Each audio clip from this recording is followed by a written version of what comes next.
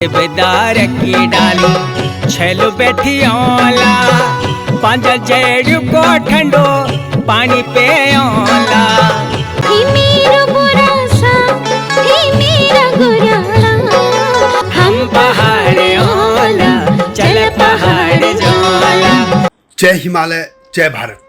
हिमालय लोग YouTube channel में आपका स्वागत है और मैं हूं जर्नलिस्ट डॉक्टर हरीश चंद्र लखेड़ा। इस बार हिमाचल प्रदेश के कोली समाज की बात करते हैं। हिमाचल प्रदेश के कोलियों ने भगवान बुद्ध की भस्म पर अपना हक जताया था और कहा था कि भगवान हमारे भी नातेदार हैं। जब तक मैं इस बारे में विस्तार से आपको बताऊं तब तक आपसे अनुरोध है कि इस हिमालय सभ्यता पर केंद्रित चैनल हिमालय लोक को सब्सक्राइब अवश्य कर दीजिए। अधिकतर इतिहासकार कोलों को निषादों अथवा प्रोटो ऑस्ट्रेलाइट की एक उपजाति कहते हैं। ये लोग आज से 6,500 वर्ष पहले पूरे पश्चिमी हिमालय में फैल गए थे। कृषि और पशुपालन इनका मुख्य व्यवसाय था। ये झुंड बनाकर रहते थे और शिल्प से भी इनका परिचय था। हिमाचल प्रदेश की जनसंख्या का एक विशेष वर्ग कोली कहलाता है। अनुमान है कि कोली इन्हीं प्रागैतिहासिक कोलों की संतानें हैं। कहा जाता है कि इस प्रदेश के कोली, हाली, डागी और डोम इन प्राचीन जातियों में से किसी न किसी रूप में इनसे संबंधित हैं। कुछ विद्वानों का मानना है कि संबर कोली ही था, यानी संबर जो राजा थे जो आर्यों से लड़े थे उनकी बात, लेकिन कुछ लोग उनको किरात भी कहते हैं। ऋग्वेद में उनको कौलितर कहा गया है। एक वेद के अनुसार भरतों के राजा दिवोदास के लिए इंद्र ने उनकी हत्या कर दी थी।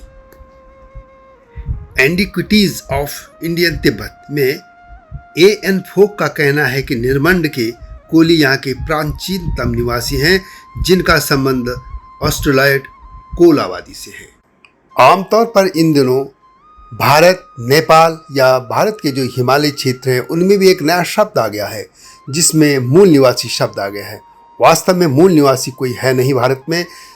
जो भी आया वो प्रथम निवासी हम उसको कह सकते हैं। यदि हिमालय में कोई भी आया तो पहले जो वहाँ आया वो प्रथम निवासी थे। इस तरह हम कोलों को यहाँ कह सकते हैं कि वे यहाँ की, कुछ लोग कहते हैं कि यहाँ के प्रथम निवासी थे। वैसे कोलों को लेकर और संबर को लेकर जो दावे किए जाते हैं उसे कुछ इतिहासकार गलत मानते हैं। भारतीय संस्कृति और हिमाचल प्रदेश अपनी पुस्तक पद्म चंद्र काश्यप लिखते हैं कि यह कहना गलत है कि संबर कोल था और यह कहना भी गलत है कि निर्मंड कोल का इनका संबंध ऑस्ट्रेलाइट कोल आबादी से है। वास्तव में दोनों ही दावे निर्मूल हैं।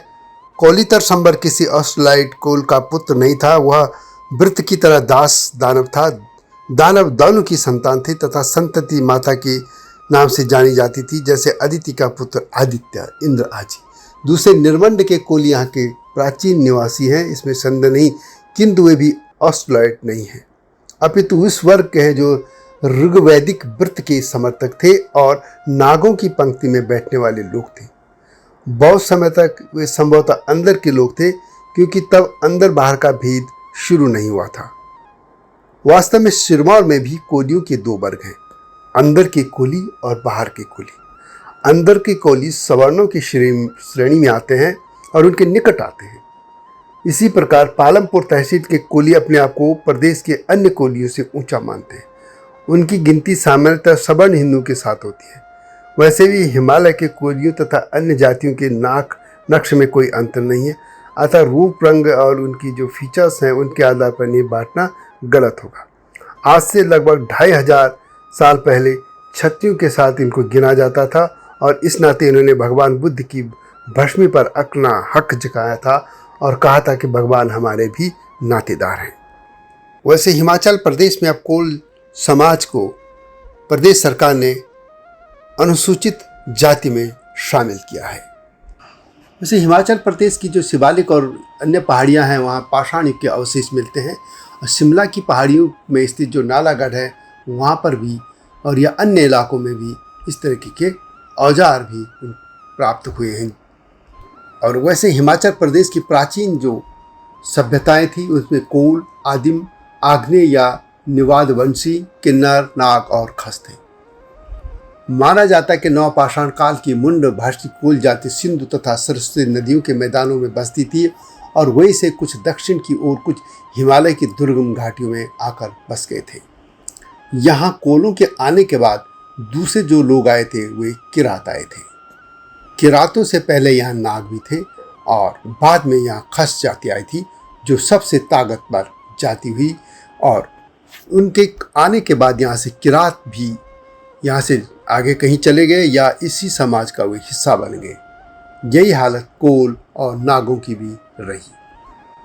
हिमाचल प्रदेश में एक उत्सव मनाया जाता है भुंडा। संस्कृत ग्रंथों में भुंडा को नरभेद यज्ञ कहा जाता है।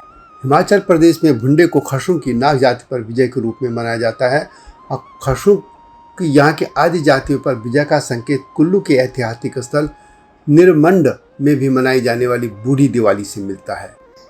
यह भी कहा जाता है कि कोल लोग नागों और गणेश जैसे देवताओं की पूजा करते थे और ये देवता कुछ अन्य देवी देवताओं के साथ हिंद आर्य परंपरा में घुल मिल गए।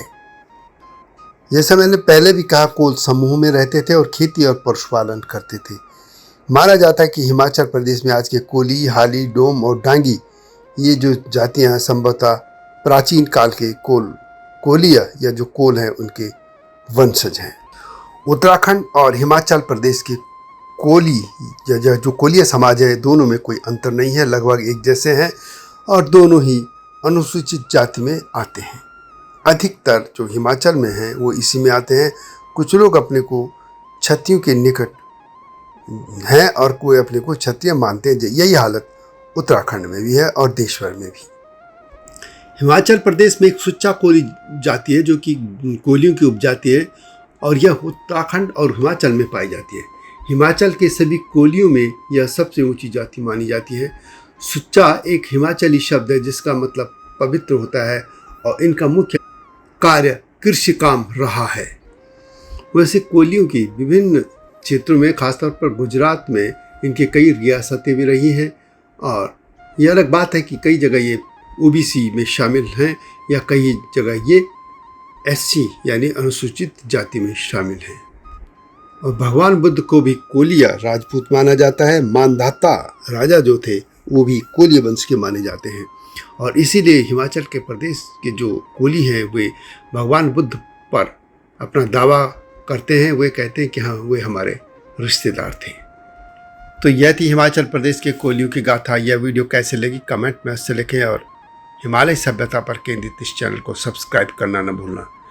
नई जानकारी के साथ शीघ्र आपके सामने आऊँगा। तब तक जय हिमालय, जय भारत। हिमालय पे पेड़ हो तो गीत गाएंगी नदियाँ, गीत गाएंगी नदियाँ। पेड़ों पे चिड़िया है तो गीत गाएंगी नदियाँ, पेड़ों पे चिड़िया है तो गीत गाएंगी नदियाँ। माँ की लोरी जैसे होते हैं नदियों के गीत।